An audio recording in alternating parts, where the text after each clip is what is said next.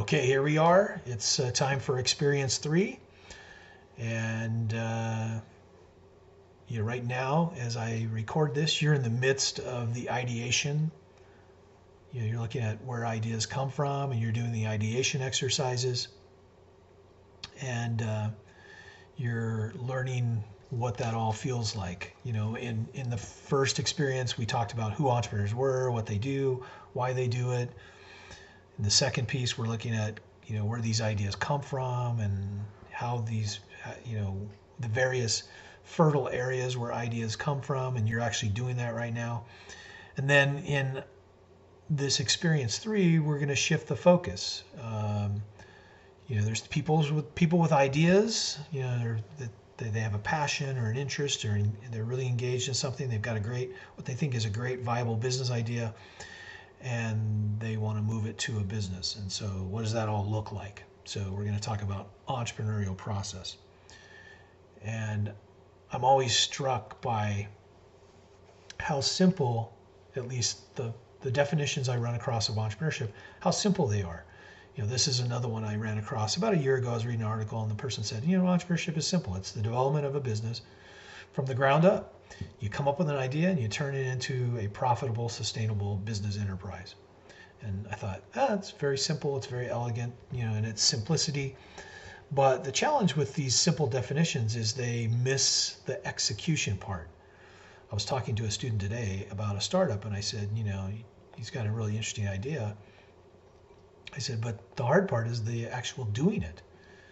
And so that's where this really gets interesting for me, particularly, is this idea, business owners or entrepreneurs are out there, they come up with these ideas, and how do you actually make it a business enterprise? There's a lot of stuff that goes into that.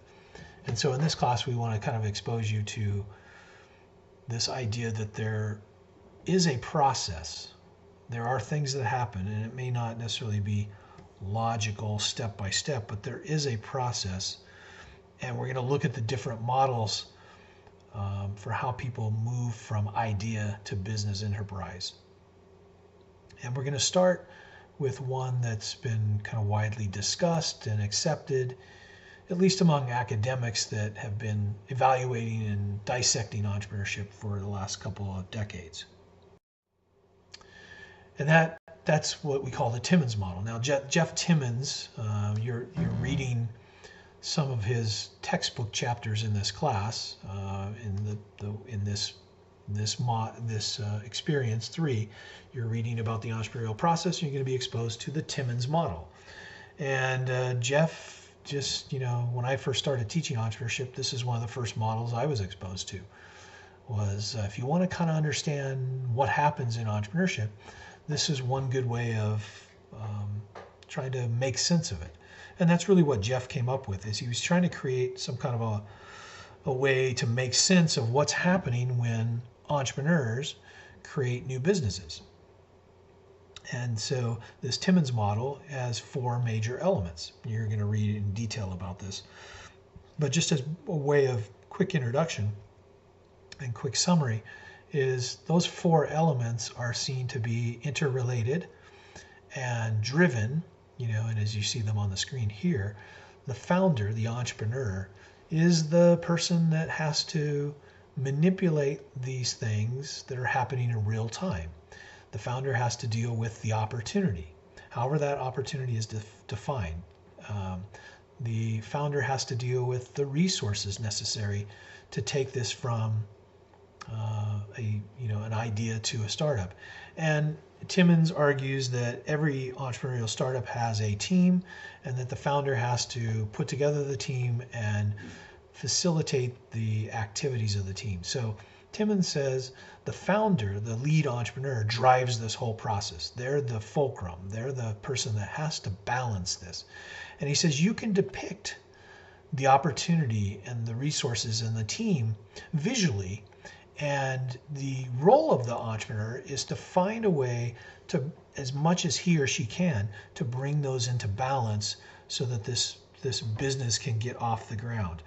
And as you go through the reading, you'll see how he describes that. But essentially, we have to get to the point where if it's you think of it from this perspective, if it's gigantic opportunity, an incredible market opportunity,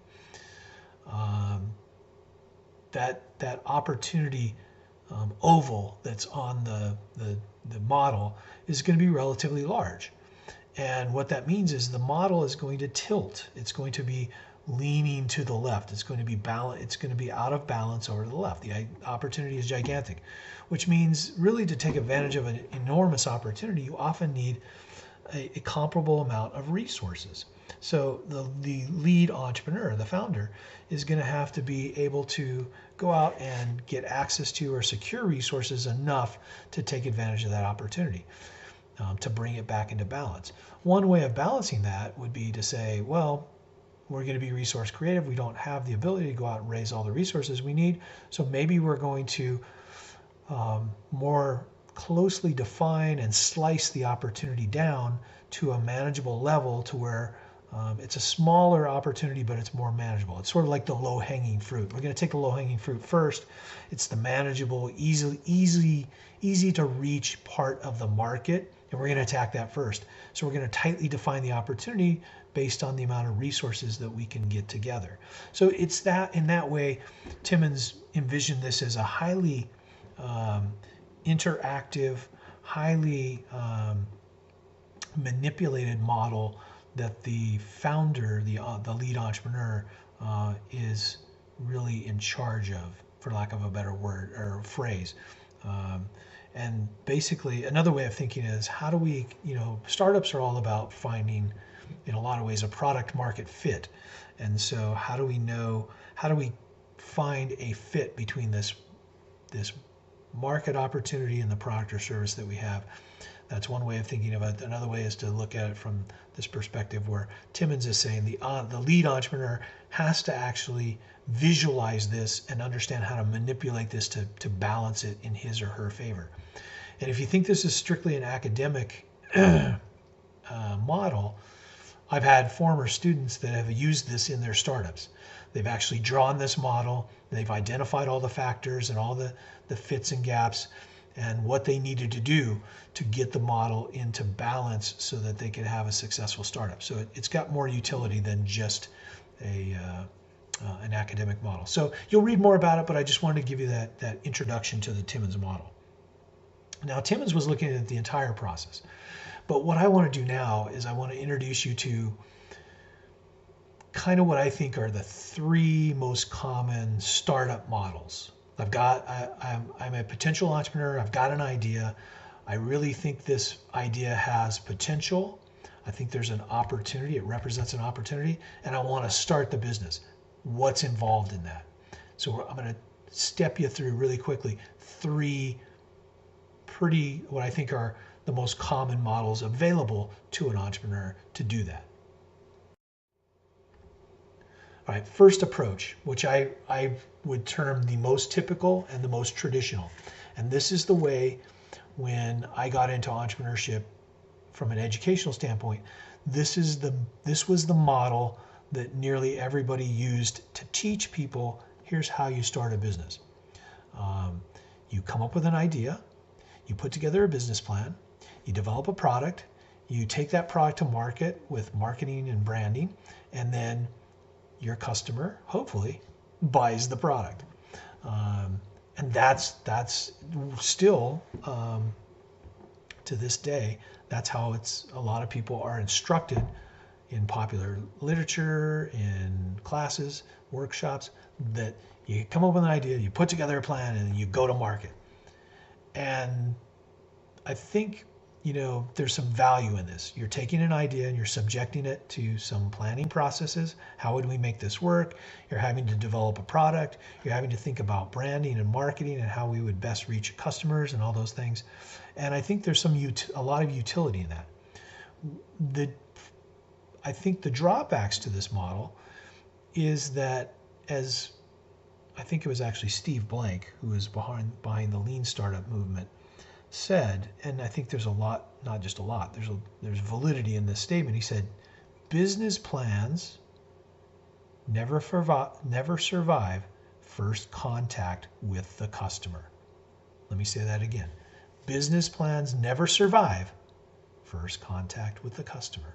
In other words, you've done all your planning, and then you're foisting a product or a service on the customer, and you've basically never had much interaction with the customer. You've made assumptions, you've made your plan without really engaging the customer. You may have done some market research, and you may have done some other things like that, but you probably haven't spent a whole lot of time talking to customers. And I speak from experience. I've seen companies go through this process, and I'm guilty of it too. When I first started teaching workshops and seminars as a consultant, we did spend a lot of time talking about business planning. To my, in my defense, I did introduce the idea of, talking with customers. And I know from my own experience in my family's business, most of our innovations, our really cool stuff, came from listening to and talking with our customers. So I had some experience. In fact, some of the products that we developed that we didn't really go through that process, 50-50. Some were okay, they panned out, others didn't. But would you want to stake your whole your life savings, your retirement accounts, your money you borrowed from your Uncle Phil on having an idea and taking to market without ever having a substantive discussion with your customer, the person that you're trying to solve a problem or meet a strong need or want? And so the most typical model, quite honestly, is out of favor. Most of us have gone past this and said, not that business planning isn't important, but that this idea that you're doing everything up front and then trying to go to market and hoping it works out, too risky, way too risky. So that's model one, basically. The second approach is what I call the find customers first. And, essentially this is what we now think of as the lean startup. It's that you as an entrepreneur come up with an idea, you think the idea's got some merit, and you immediately start subjecting that idea to the customer. You start just talking with customers. What Steve Blank calls getting out of the building. You go talk to customers. You find out what they think about this. Now, you either do it by sort of structured way where you're sort of introducing what you're doing, or you kind of do it the guerrilla way where you're kind of talking to them and letting them tell you what their pain points are. And, what you're doing is you're going out and you're testing your assumptions. I was talking with a student today about his business concept, and I said, well, how many customers have you talked to? And he said, I've talked to a few. And I said, well, what did you ask him? I said, I asked them which design they liked of my shirts. And I said, yeah, there's other ways to do that. That's one way of doing it. But when you want to get into a discussion with somebody, I was telling them about a business idea I've come up with. And I told him, here's how I would handle it. I would talk to people because mine involves voting. I said I would talk to them about the voting process. What are their thoughts about the voting process? How do they prepare for the voting process? And see if what I think is a pain point comes out organically in that discussion or interview with the customer or potential customer, rather than me stating what I think the problem is and then them being on the spot to validate that, which we know in most cases in a social situation, people are probably not going to give you the whole truth. You want honest feedback from customers. So this approach too says, I've got an idea, I'm going to engage the customers, and because of the feedback I get from the customers, the product or service is going to develop as a result of that. It's going to be refined, and then it's going to go to market. Then I'm going to start marketing and branding and getting it into the hands of customers. And this is essentially the lean model approach. It's the build, measure, learn. You have an idea, you can build a prototype, get feedback from the customers, measure their response, and learn from that and do an iterative process. And you're gonna experience all that in the readings and the videos. But this really resonates with me because it goes back to some of my experiences where the best innovations my family's company had, and in fact one of the most innovative products we came out with, which is still its top seller of the company, which I was behind the development of, it came from discussions with customers. We became more aware of the issues they were having in the cockpit and communication issues and how to use the products. and it really resulted in some cool innovations, and a product that now, 20 plus years later is still the company's best-selling product. That all came from talking to customers. It's not something that we came up with. It came out of those discussions.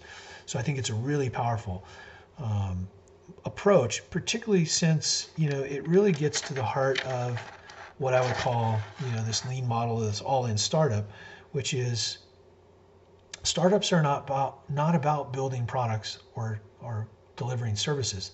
They're about finding customers.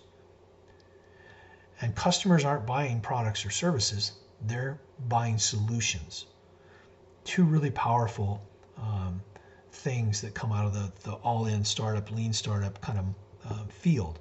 And this idea that entrepreneurs are detectives, not fortune tellers. So you have to go out and do the detective work, which is talking to the customers. And a colleague of mine at USC, many years ago set the bar. He said 100 customers. You got to go out and talk to 100 customers at least, in asking them hopefully open-ended questions in an informal setting to really get to where you understand whether what you're offering resonates with the customer, and they will hopefully give you feedback that will refine that. He said, and really realistically,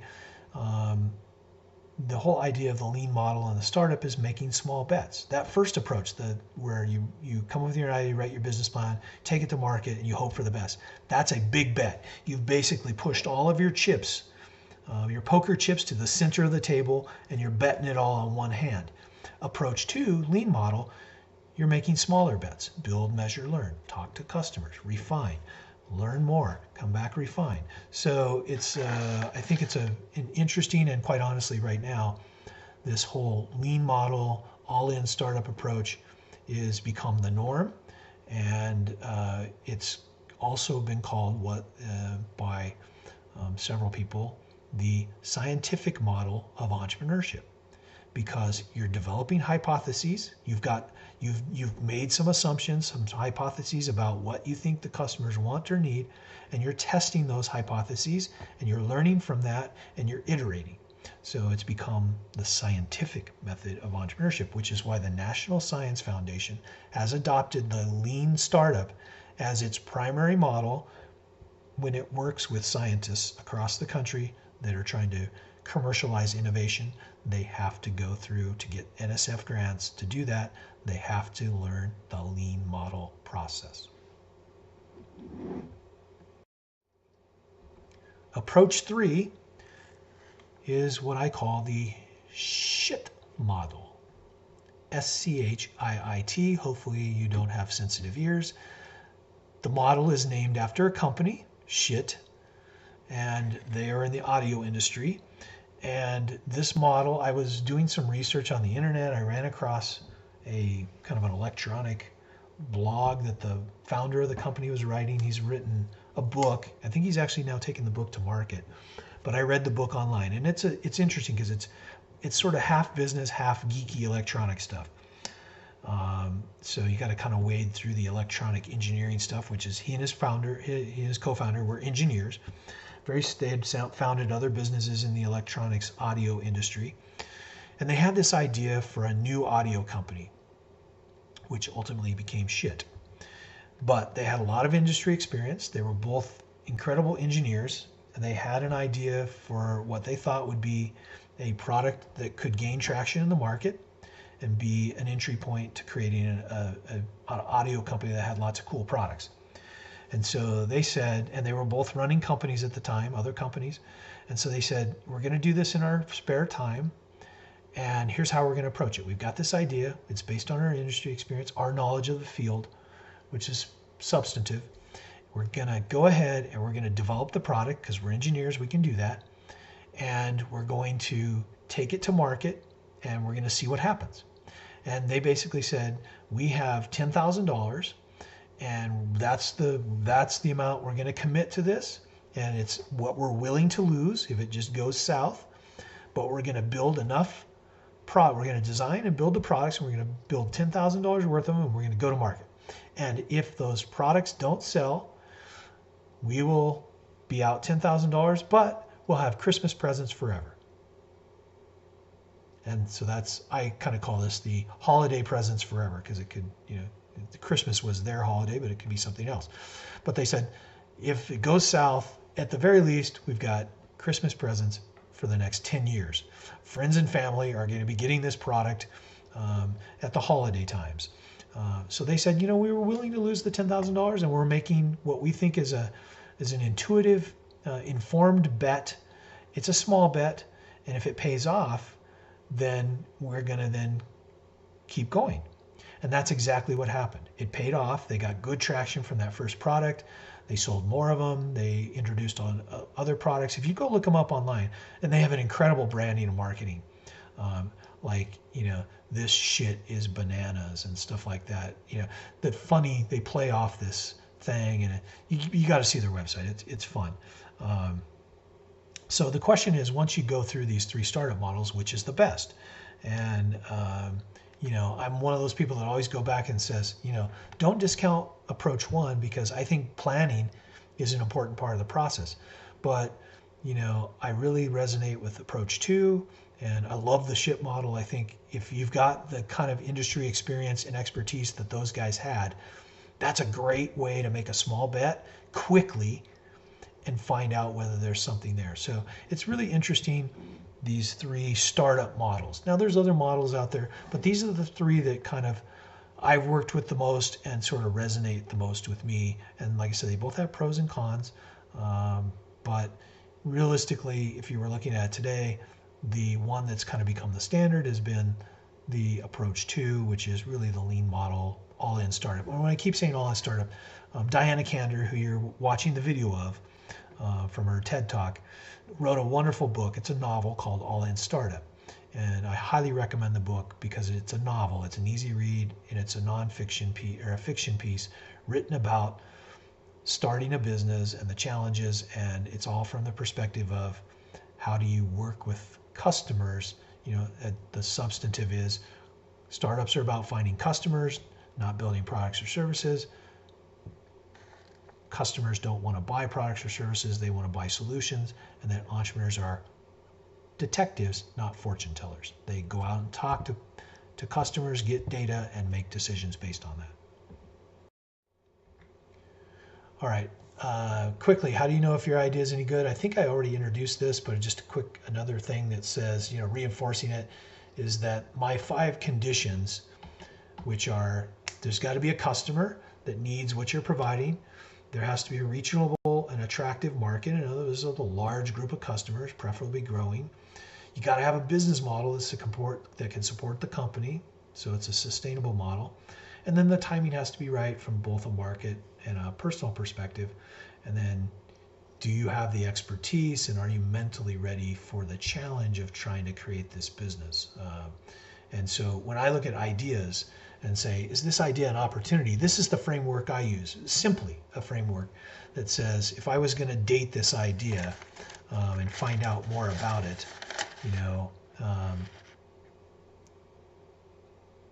who's the customer? And are they willing, if I've talked to the customer, is this something that resonates with them? Are there a lot of these customers? Because to have a sustainable business, you have to have a robust market. Do we have a good business model? Is the timing right? When I think of timing, I always think of the Apple Newton. If you go back to the late 80s, early 90s, and if you're not familiar with the Apple Newton, Google it. Apple Newton was ahead of its market. It was ahead of the time. It's basically the forerunner of the smartphone, but it was too ahead of its time in terms of technology, and there was not an infrastructure to support what it was really doing. Fascinating story of being ahead of the time. And then, do you have the expertise? And if you don't have it, how can you get it or get access to it? And are you mentally ready for the challenge? When I think of that, I always think of Gardner Holt from Gardner Holt Productions, who told my students when he was talking to them one day, he said, they said, what's the key for you to be resilient and be, because business is not always easy. And he said, you have to mentally approach it that you're going to be balanced as much as possible. So he says, when I've had my most successful years, I've never gotten overly optimistic. I've tried to stay even keel.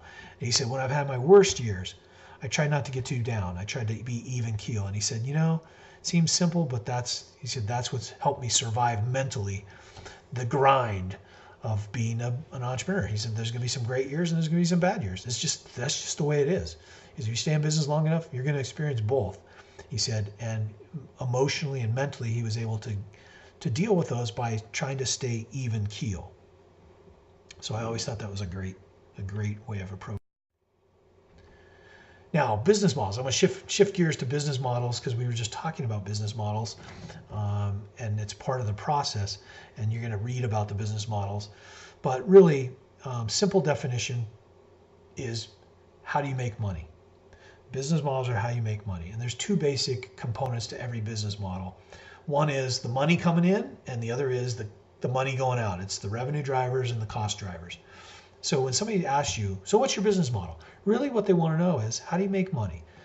What's the major way the money's coming in, and what's it cost you to make that money? Pretty simple, straightforward stuff. When you think about money coming in, the sources are, there's really four primary sources: single stream, multiple stream, interdependent revenue streams, and loss leaders. Single streams are simply, if you've got a restaurant, you're selling food. That's pretty much it. Now you may be selling alcohol, but those are closely interrelated. But if you're, even if you're something like, even a newspaper, how do newspapers make money? Even though it's kind of a dying industry, how do they make money? Well, first and foremost, they have people that subscribe to the newspaper, so they get the newspaper delivered to them, either electronically or in a hard copy version. My wife subscribes to the LA Times. We can look at it online, and on Sunday the hard copy comes in. So, paying a subscription. Well, how else do they make money? Well, they advertise. They sell advertising. People advertise in their newspapers, so they're selling advertising. Newspapers also have access to a lot of data, so they may be selling their data. There's lots of different multiple ways that they can bring in money. And so a lot of businesses have these multiple revenue streams. An interdependent revenue source is, the classic example is the razor and the blade, or the printer and the printer cartridge. You look at, they're selling you a printer, but what do you have to buy consistently? You have to buy the printer cartridge. And in fact, when you're building a business model, one of the things we work with on students is we always say, how do you build in repeat business? How do you avoid being the company where they just buy your product once and they don't have to come back again ever, or not for a lot of years? So how do you build in the recurring revenue from an existing customer? You work really hard to get existing customers. How do you build in that recurring revenue? And interdependence is one of those ways of doing it. You buy my printer, now you have to buy my printer cartridge. And so, or I give you my razor, and now you have to buy my blade, and you have to buy my blade every so often. And so, now you even see the Dollar Shave Club and those kind of things where you're getting a subscription to those services. But those are the classic interdependent examples. The loss leaders are simply the types of businesses where you're providing certain types of products to get people in the door, and you're selling them other things. Stores are notorious for using loss leaders to get you in the door, and then they sell you other things. Or automobile car dealers will advertise these great deals, and they get you in the door, and then they want to upsell you. They're getting you in the door with a loss leader, and they're hoping that you're going to buy other things while you're there. So that's one way, looking at the four major sources of revenue. The models I've already kind of described. The standard ones are kind of subscription membership. If you're if you go to a gym, LA Fitness, 24-hour fitness, that kind of stuff, you're paying a membership fee every month. That's a recurring revenue stream for them. Newspapers, magazines, subscriptions, streaming services, subscriptions, Amazon Video subscription, that kind of stuff. Advertising, you can basically sell advertising, or think about,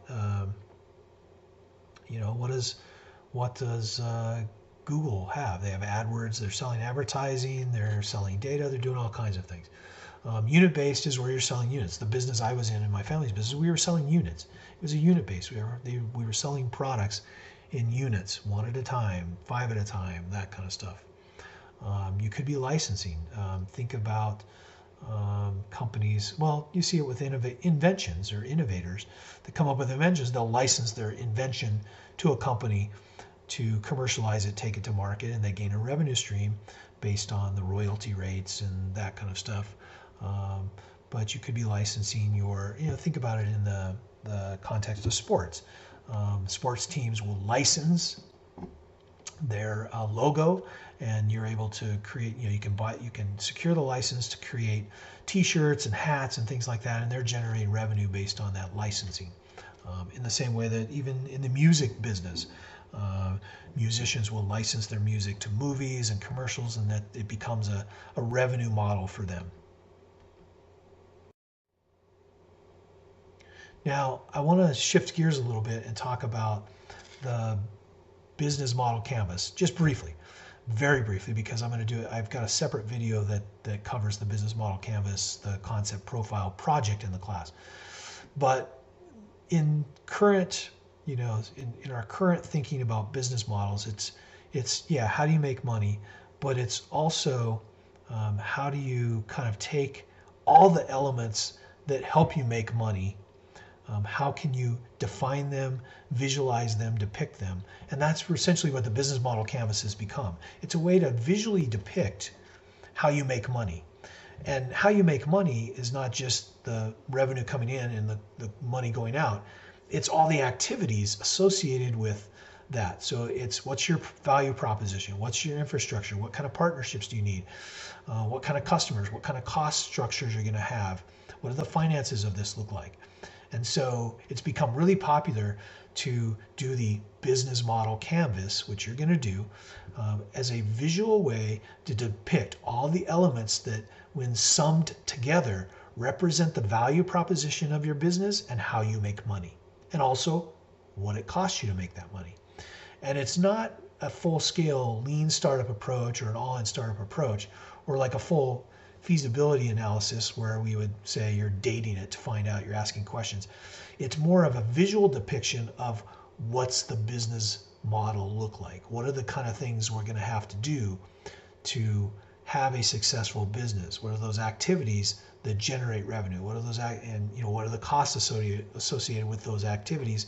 And what really is that value proposition? And who really is our customer? And it's a really cool way, which you're going to get a chance to experience, to depict that and iteratively define and come up with a business model. So kind of just, you're going to read about it, you're going to do it. I just kind of wanted to introduce it as a concept briefly here. Okay, last but not least on this Introduction to Experience 3 is the concept of a pre-mortem. You're going to read a short article about this.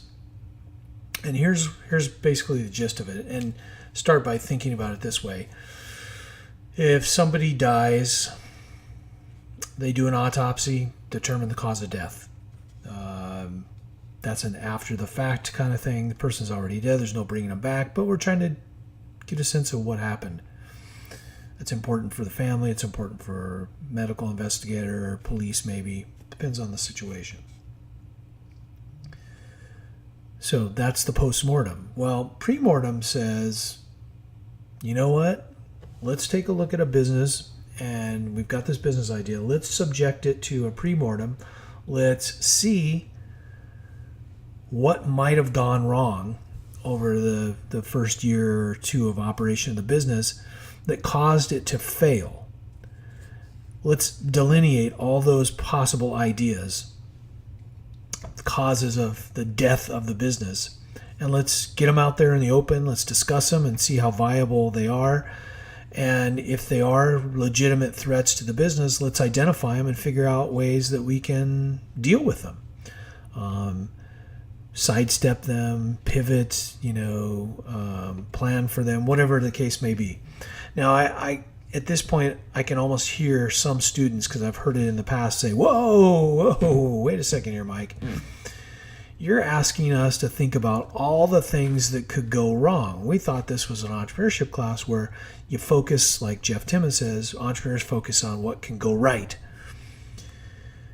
And isn't it counter to the thinking of an entrepreneur to think about the bad things? You're dwelling on the things that could go wrong. That's not what we should be doing. We should be focusing on the good things. And I agree with that. But at the same time, I think there's a real value in this idea of thinking about the possible things that could take out a business concept. And in some sense, if you can identify those things, legitimate things, you can start to try and mitigate the risks that those represent. So here we're back to this idea that entrepreneurs, one possible profile of an entrepreneur is that they're not really super risk takers. They're willing to take risk. They have a propensity to take risk, but that they are adamant about mitigating risk, minimizing the risk that they are exposed to. And this pre-mortem, I think, represents one of those ways for you to look at a startup, why it failed, and identify those and think of ways that you could make sure that those things don't happen. Identify them, and if there's nothing you can do to control those things, at least you're aware of them and you've thought about ways that you could get around them or deal with them as they come up. So it's not a focus on failing. It's not a focus on, let's find everything that could go wrong with this company. Let's be the negative Nancy or the negative Ned. And so it's not a focus on failure. It's a focus on what legitimately could affect this business, and let's figure out ways to deal with them in advance of them happening. Because when it happens, 10,000 things are going on. You're already overwhelmed as an entrepreneur, and now you got more stress, and now you got to in real time figure out how to deal with some roadblocks or bumps in the road that are going to come up.